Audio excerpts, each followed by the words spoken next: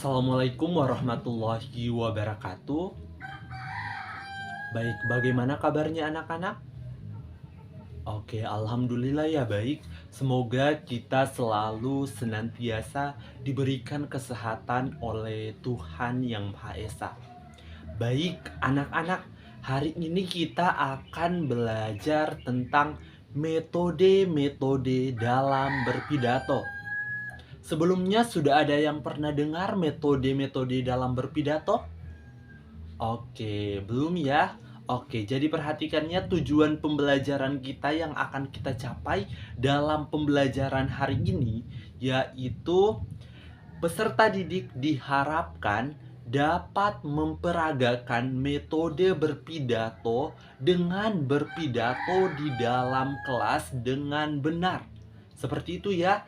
Jadi, kalau misalnya capaian kita siswa-siswa sudah bisa memperagakan metode-metode dalam berpidato, maka tujuan pembelajaran kita sudah tercapai. Oke, langsung saja kita ke materi yang pertama. Jadi anak-anak, ada 4 metode yang digunakan di dalam berpidato. Baik anak-anak, yang pertama ada yang namanya metode impromptu. Jadi, metode impromptu ini adalah metode berpidato yang dilakukan secara tiba-tiba atau secara spontan. Jadi, nanti langsung ditunjuk, tidak ada misalnya diatur dulu. Seperti misalnya sudah ditentukan temanya terlebih dahulu. Tidak ya. Jadi kalau metode impromptu ini, metodenya kita langsung spontan, langsung diberikan di tempatnya, bahwa misalnya temanya adalah pemuda. Seperti temanya tentang kepemudaan, maka kita langsung berpidato di tempat tanpa ada dulu naskah atau misalnya ada yang kita siapkan. Jadi itu dia namanya metode impromptu. Kalau metode yang kedua namanya metode manuskrip. Jadi kalau metode manuskrip ini dia metode yang langsung ada naskahnya. Jadi kita sudah susun memang rapi-rapi naskahnya tersebut, baru kita bacakan.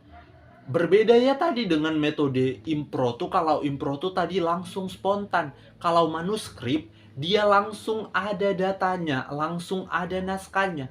Jadi kita bisa langsung membacakan dan itu sudah teratur. Misalnya bagian pembukaannya, Assalamualaikum warahmatullahi wabarakatuh. Selamat pagi Bapak dan Ibu. Seperti itu contohnya, misalnya pembukaannya kita sudah ada aturannya. Tidak ada lagi misalnya kita mau cari-cari lagi. Seperti itu dia. Kalau metode manuskrip tadi langsung tertata dan ada naskahnya. Jadi kita bacakan naskahnya. Bukan seperti metode impromptu. Seperti itu. Oke, selanjutnya yang ketiga ada yang namanya metode memoriter. Metode memoriter ini artinya kita hafal naskah pidatonya. Jadi kita sudah siapkan naskahnya, tetapi kita hafal. Jadi sudah di luar kepala ya anak-anak? Iya, seperti itu. Jadi di luar kepala memang kita sudah hafal kata per kata dan kalimat per kalimatnya pidato yang akan kita sampaikan ini. Jadi berbeda lagi. Tadi ada metode impromptu yang secara tiba-tiba, kemudian ada metode manuskrip yang sudah ada naskahnya, sekarang metode memoriter, yaitu dia metode yang kita harus hafal naskahnya tadi.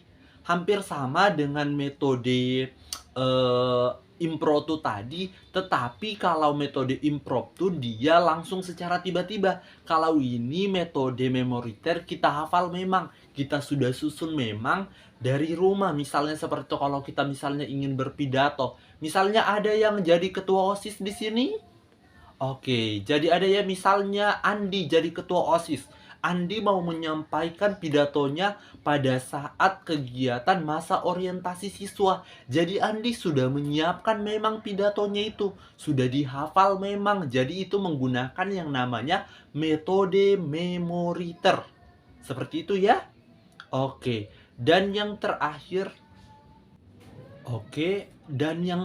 anak-anak, ada yang namanya metode ekstemporer, yaitu metode yang kita siapkan garis-garis besarnya atau poin-poin pentingnya dari pidato yang akan kita sampaikan.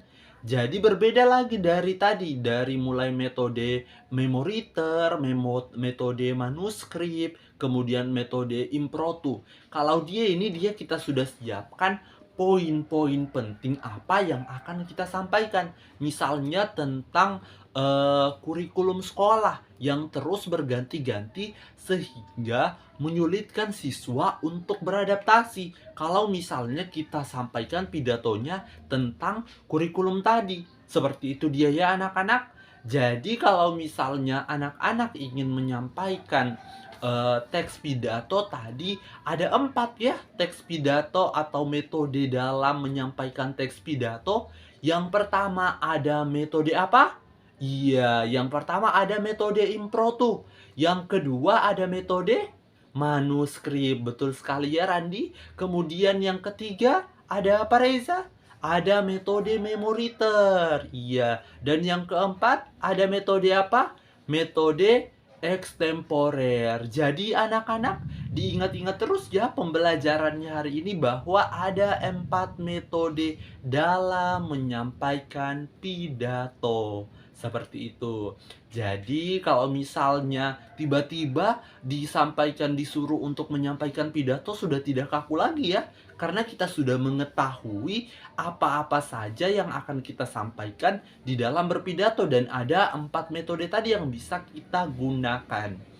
Baik anak-anak, untuk pembelajaran bahasa Indonesia hari ini kita cukupkan. Lebih dan kurangnya mohon dimaafkan. Billahi taufiq walhidayah. Wassalamualaikum warahmatullahi wabarakatuh. Sampai jumpa lagi di pertemuan selanjutnya.